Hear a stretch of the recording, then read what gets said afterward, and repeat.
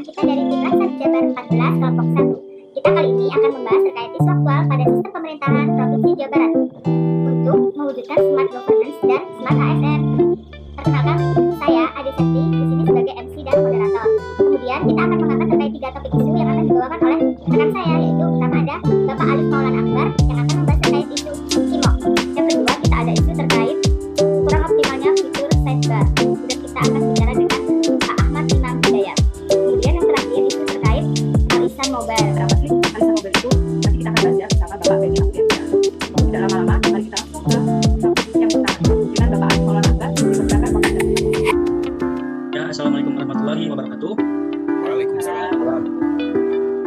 Ya, saya mau menyampaikan salah satu isu yang sempat saya dengar, entah itu di dinas saya atau di dinas teman-teman saya yang lain, yaitu tentang validasi otomatis tentang keterlambatan. Nah, biasanya sih seluruh ASN itu emang punya jatah untuk terlambat ya. Kalau nggak salah sih di angka seribuan menit itu untuk selama 1 tahun. Tapi kalau misalkan sudah habis jatah terlambatnya, itu berarti sudah masuk ke angka terlambat, yang dimana nanti angka terlambatnya kalau sudah diakumulasikan bisa jadi kurang baik penilaiannya di SDM Jawa Barat gitu. Nah, isu yang mau diangkat itu, saya juga dapat informasi dari teman-teman di dinas lain, tidak cuma di dinas saya aja.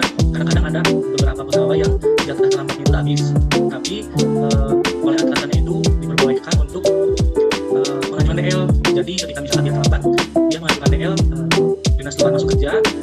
Nah, validasi yang jadi permasalahan adalah validasi ini. Jadi tanpa sepengetahuan atasannya, dia bisa mengajukan DL, tetapi validasinya otomatis. Biasanya kan harus disetujui langsung oleh atasan. Nah, ini ada beberapa yang validasinya itu otomatis. Isu itu sih yang lagi ramai di KIMOP gitu. Ya, Kang Arif, terkait isu tadi memang di KIMOP kita punya validasi secara otomatis. Mungkin dari pihak BKD sendiri menggunakan fitur ini mungkin bisa mempersingkat birokrasi ya, dan juga ini bisa mencegah kalau si atasan kita itu lupa untuk mengupload perjalanan dinas. Tapi sih untuk hal penyimpangannya kembali lagi ya ke pribadi masing-masing ASN. Kalau dia telah menyadari peran dan kedudukan sebagai ASN harus memiliki nilai modal dan juga integritas, pasti fitur ini akan digunakan dengan penuh tanggung jawab. Selain itu, kan dinas kita suka ada ini ya, perlombaan tentang absensi dinas-dinas. Ini juga bisa membantu pencapaian dari suatu dinas untuk mencapai peringkat yang baik dalam hal absensi. Mungkin itu pendapat dari saya. Kalau saya sih setuju sama Kang Dani ya. Memang biar karena ada perlombaan juga tentang absensi, mungkin memang niatnya baik biar untuk memacu orang-orang di dinas-dinas lain biar absensinya bagus gitu. Tapi memang ada beberapa oknum mungkin ya yang menggunakan sistem ini malah jadi tidak bertanggung jawab gitu. Karena dia harusnya memang telat, jatah telatnya sudah habis, tapi dia malah pakai DL dengan keadaan yang validasi otomatis tuh. Jadi dia bisa telat tanpa si telatnya itu ke-record gitu sih. Tapi memang balik lagi sih, setuju sama Kang Dani tadi, balik lagi ke ASN-nya. Oknumnya juga mungkin nggak banyak, karena ASN Jawa Barat juga yang saya lihat, walaupun saya masih baru di sini, banyak yang bertanggung jawab sih. Kan ini kan di KIMOP itu bisa jadi buat penilaian presensi ya Kang ya. Kebetulan nih dinas perkebunan ini baru bulan kemarin peringkat 2, sebelumnya peringkat 1 terus. Tapi itu ada nggak penghargaan atau apa deh gitu berupa apresiasi gitu dari BKD sendiri gitu kan, untuk dinas-dinas yang sudah peringkat prestasinya nomor 1 atau nomor 2. Selama ini dinas perkebunan udah hampir 4 kali itu, setahu saya belum ada gitu Kang, belum ada penghargaan atau berupa apa gitu dari BKD. Jadi kalau ada penghargaan bisa buat pemicu dinas lain juga gitu kan. Gitu sih Kang kalau menurut saya. Gimana sih pendapat yang lain, coba? Apresiasi, seingat saya di KIMOP itu setiap awal bulan atau akhir bulan suka ada listnya sih, list dinas-dinas yang juara atau misalkan peringkat 1 gitu si absensinya. Mungkin paling untuk apresiasi aja sih itu untuk absensi. Boleh menanggapi ya? Oh boleh. Kang Dani aja dulu. Oh ya boleh. Tadi menyambung yang Kang Imam ya, kebetulan saya juga di dinas kehutanan, peringkat absensi dinas saya itu selalu nomor 2. Kalahnya itu sama badan perhubungan ya, yang di Jakarta. Itu juga mau menanyakan juga penilaian gimana ya, kan dinas kehutanan itu jumlah pegawainya 600 lebih, sedangkan badan penghubung itu kan mungkin tidak sebanyak itu ya, jadi lebih mudah untuk menjadi juara 1. Mungkin di Kang Imam juga banyak ya dinas perkebunan gitu, jadi kita agak sulit gitu ke peringkat 1-nya. Nah itu yang belum itu ya Kang, penilaian itu gimana sih Kang ya? Soalnya kan dinas penghubung itu langsung 99% gitu nilainya. Sementara kan sebelumnya di bawah 80 kalau nggak salah gitu, tapi langsung naik gitu. Gimana ya? Bang Kang Benny ya tadi mau menambahkan ya? Ya, sedikit paling kalau dari saya sendiri sebelum kita bahas tentang hal-hal teknis seperti itu kita harus tahu dulu nih sebenarnya apa sih tujuan KMOB untuk diberlakukan itu. Yang pertama kan kita memberantas cara-cara konvensional yang dimana waktu dulu itu kayak nulis atau kayak presensi kehadirannya bahkan seringnya tidak dicatat sehingga menimbulkan resiko-resiko pelanggaran-pelanggaran oleh pegawai gitu. Nah, jadi yang saya tahu KMOB ini berfungsi sebagai cara supaya kita itu punya data terpusat tentang presensi. Ngomongin presensi berarti masalah kedisiplinan. Kalau ngomongin masalah kedisiplinan berarti masalah integritas dong. Kalau misalnya kita punya data keterlambatan seperti yang Pak Alif tadi dijelasin sih, kita kan punya batas-batas tertentu karena kita juga kan sewajarnya memang manusia pasti ada kecenderungan untuk terlambat atau ada suatu hal yang tidak bisa betul, tidak bisa diprediksi gitu kan. Tidak selamanya dunia itu mulus gitu kan. Nah, kita ada batas wajarnya. Tapi yang jadi masalah adalah ketika ada salah satu pegawai yang terlalu memanfaatkan kemudahan ini untuk approvalnya, ya agak sedikit mengurangi integritas juga gitu kan. Terus yang kedua tentang perlombaan itu ya, jujur saya juga belum tahu gitu ya bentuk dan mekanisme perlombaannya seperti apa. Yang namanya lomba pasti ada rewardnya ya. Misalnya ada pemenang berarti ada losernya gitu, ada yang kalahnya gitu. Nah, losernya itu berarti kan menunjukkan kedisiplinan yang rendah, betul kan? Nah, itu ada punishmentnya atau apanya gitu, saya juga nggak tahu gitu. Apa hanya dengan sebatas dilihatkan di halayak ramai itu juga udah cukup gitu kan? Atau gimana? Berarti kan kayak masih belum, buat saya pribadi yang masih baru 3 bulan masuk Prof Jabar, kayak masih belum terlalu paham mekanismenya gitu. Terus terkait kepegawaiannya sendiri, ketika penilaian satu dinas, contohnya saya kan berarti di RSUD Alitsan di bawah dinas kesehatan, sedangkan dinas kesehatannya sendiri OPD-nya banyak, rumah sakit aja ada 6, memang karyawannya sendiri atau pegawainya sendiri kayaknya banyak banget gitu kan. Jadi untuk mengaturnya, atau berarti kalau misalnya lebih banyak pegawai berarti kan pengali atau konstantanya juga lebih banyak gitu daripada dinas dengan pegawai yang sedikit gitu kan. Betul, jadi untuk mengalihkan nilai total akumulasi absensi juga sedikit lebih kompleks kalau menurut saya gitu ya, meskipun memang ada algoritmanya tertentu gitu ya, tapi karena perbedaan jumlah pegawai dia pasti menentukan penilaiannya juga gitu sih kalau dari saya. Baik, ternyata pro dan kontra juga ya masalah ini KMOB ini ya terkait otomatis. Saya juga baru tahu sih sebenarnya kalau terkait validasi itu bisa disetting ya Pak ya, nggak hanya otomatis ya, karena saya sendiri pernah pakai itu memang selalu sudah di ACC by system seperti itu. Ternyata bisa disetting ya, harusnya by atasan gitu ya approvalnya. Iya. Ya. Gitu sih, ada pro kontranya. Untuk pro-nya mungkin biar kita terpacu buat disiplin gitu ya, melihat yang lain nggak telat. Tapi kontranya juga mungkin ada beberapa oknum yang ya mungkin menggunakan buat yang kurang baik gitu. Nah, benar juga ya. Kalau kita nyorotinya ke OPD, berarti kan tadi kan antara validasi otomatis versus dengan penilaian atau rating OPD itu kan. Nah, tapi kalau kita nyorotinya langsung ke SDM, gimana ya nasib dari SDM itu yang memang disiplin? Jadi kan nggak nampak kan kalau ada permainan di validasi otomatis seperti itu, apalagi masalah keterlambatan, misal masalah absensi gitu kan, yang tiba-tiba diotomatiskan untuk perizinannya gitu. Harusnya kan kalau misalnya nggak otomatis, jadi kan terlihat kan rating SDM-nya yang memang disiplin sama yang tidak. Tapi kalau seperti ini kan masuknya jadi tidak terlambat semua kan. Sedangkan yang disiplin tadi udah berusaha gitu kan, berusaha gimana caranya biar dia itu jadi disiplin. Ternyata ada benturan yang sistem seperti ini. Baik, kayaknya apa lebih efisien pakai yang dulu ya? Dulu kan juga sempat kan, ini kan dipakai waktu baru-baru ini ya kayaknya. Dulu kan masih sempat absen yang pakai fingerprint itu kalau nggak salah ya. Itu kan kalau fingerprint lah nggak bisa kan, karena memang udah pakai identitas sendiri ya. Kalau KMOB harus kan datang langsung ke kantor. Bener ya. Tapi cuman memang nggak fleksibel sih jadinya kalau fingerprint, kalau DL jadi nggak bisa gitu kan. KMOB ini ya itu tadi ya jadinya pro kontra. Terus mau gimana buat SDM ini yang memang dia disiplin gitu kan, apa ada apresiasinya, pertanyaannya kan itu ya. Kalau OPD apresiasinya memang melalui pengumuman di KMOB itu benar, jadi ada ratingnya kan, tapi kalau SDM-nya ini gimana gitu kan untuk disiplinnya. Oke. cukup kompleks juga ya masalah KIMOP ini. Yang kelihatannya simple di smartphone ternyata menimbulkan beberapa masalah juga. Masalah juga. Jadi kalau kok boleh saya tarik kesimpulan berarti ya, kalau menurut hemat saya untuk pengajuan dinas luar itu harus di-approve atasan deh kayaknya ya gitu ya.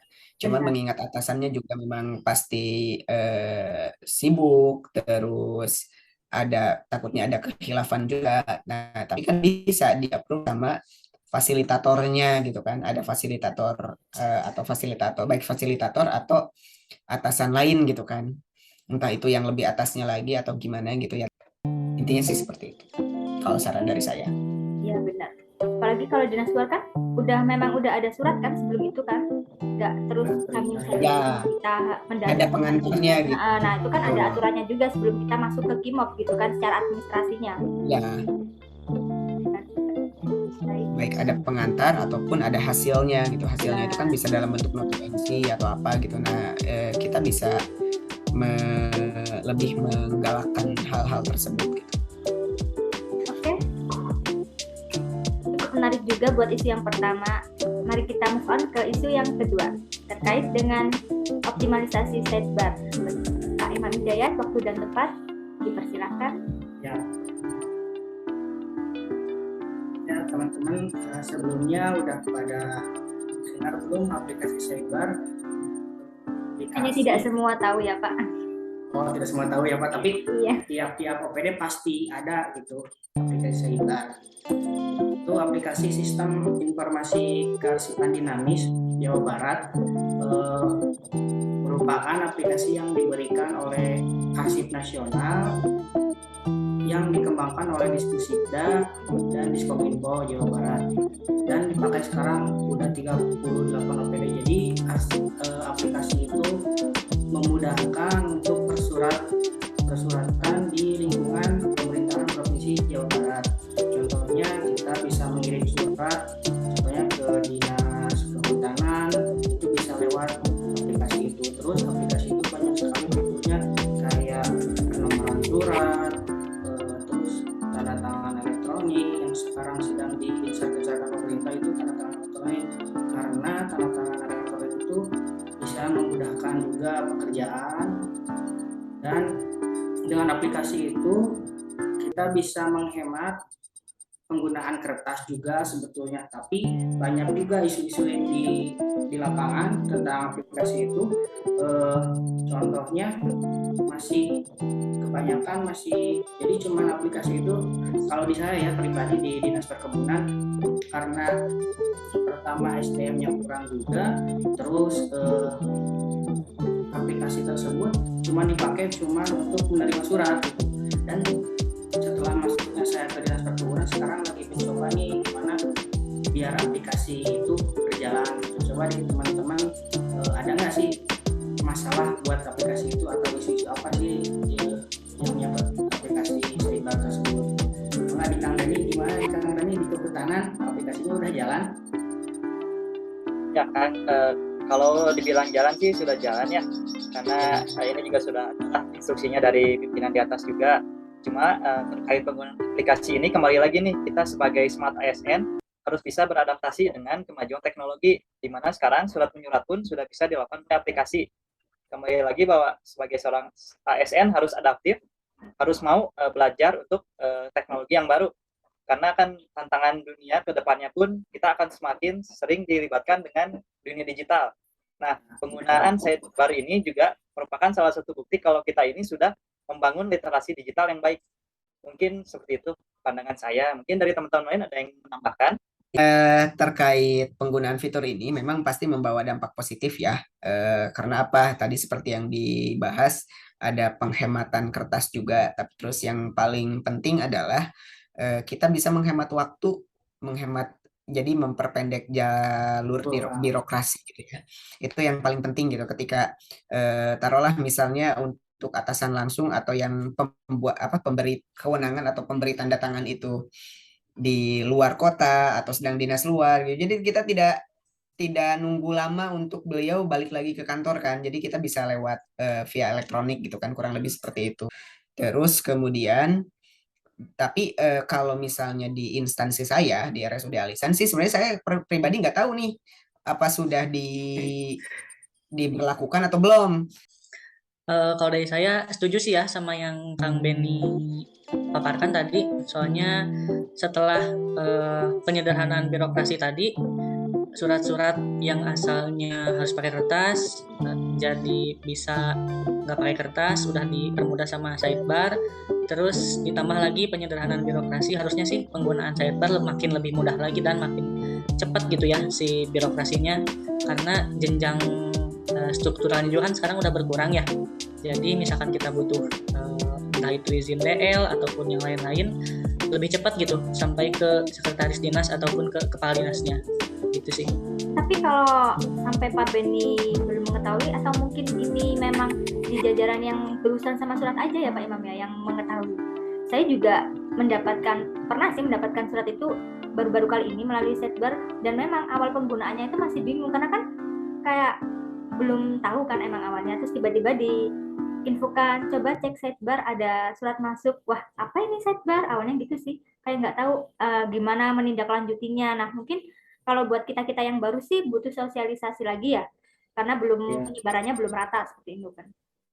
Biar nggak kaget juga waktu tiba-tiba diminta coba bikin draft surat. Nah, pakai sidebar. Kayak apa itu sidebar gitu kan. Mungkin kurangnya sosialisasi juga sih. Kita memang sebagai Smart ASN juga tidak menutup kemungkinan bisa menguasai itu juga kan. Tapi tanpa sosialisasi juga rasanya kayak buta arah gitu sih. Oke. Dari isu yang kedua, apa ada lagi yang ditambahkan? Cukup? Jika cukup, maka kita beralih ke isu yang ketiga. Nah, ini berbeda dari yang dua tadi. Kalau dua kan ngomongin surat, ngomongin absen, itu yang biasa kita lakukan. Ini berbeda banget. Ini adanya hanya di rumah sakit, bener nggak Pak Benny? Hanya ada di rumah sakit Al-Ihsan Mobile. Ya, jadi siap. Terima kasih Mbak Sakti ya untuk kesempatannya. Jadi untuk sekarang itu berbeda dengan dua isu sebelumnya yang istilahnya kita lebih ke arah masalah kepegawaian. Tapi kalau ini adalah pelayanan. Nah, jadi hambatannya sendiri bukan di kepegawaian kita untuk menunjang ke Smart ASN tersebut ya, tapi memang yang namanya good governance, smart governance itu kan bukan hanya dari pegawai, tapi juga diimbangi dengan dari publiknya juga, gitu ya. Itu yang saya tangkap konsepnya kayak seperti itu. Jadi di tempat kerja saya di RSUD Alisan itu sudah sudah diresmikan untuk penggunaan aplikasi Al-Ihsan Mobile. Apa sih Al-Ihsan Mobile itu? Jadi itu aplikasi perangkat Android yang dimana isinya tuh mulai dari pendaftaran rawat jalan, terus ada hasil-hasil laboratorium, hasil-hasil pemeriksaan lain dan lain sebagainya, itu pure untuk masalah pemeriksaan yang sifatnya pelayanan masyarakat, itu pasti ada di situ datanya. Jadi misalnya kalau misalnya saya sebagai pasien, terus saya daftar Al-Ihsan Mobile, terus saya berobat beberapa kali atau apa gitu. Nah, itu history recordnya itu ada di situ. Nah, jadi kebayangkan gitu untuk pelayanan yang memudahkan digitalisasi pelayanannya itu sesuai dengan revolusi industri 4.0 gitu kan. Nah, tapi yang jadi masalah seperti ini loh. Ketika kita berusaha untuk mendigitalisasi masyarakat, tetapi masyarakatnya sendiri tidak semuanya bisa mengikuti prospek digitalisasinya. Karena mayoritas, kalau misalnya RSUD itu kan identik dengan rumah sakit pemerintah ya. Rumah sakit pemerintah itu identik dengan BPJS, identik dengan SKTM, surat keterangan tidak mampu, atau Garkinda gitu. Kurang lebih seperti itulah ya. Tapi saya tidak menyoroti hal tersebut. Tapi yang jelas, mau dari manapun juga, karena mayoritas untuk datang ke RSUD itu beda dengan masyarakat perkotaan pada umumnya.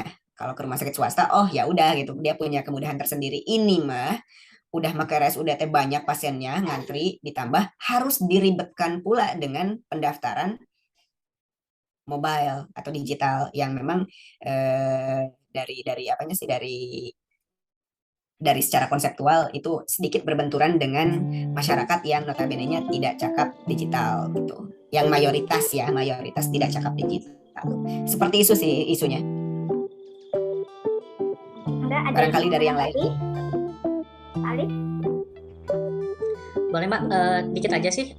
Ada pertanyaan mungkin ya. Kalau saya sih kebetulan alhamdulillah belum pernah berobat ke RSUD Al-Ihsan ya.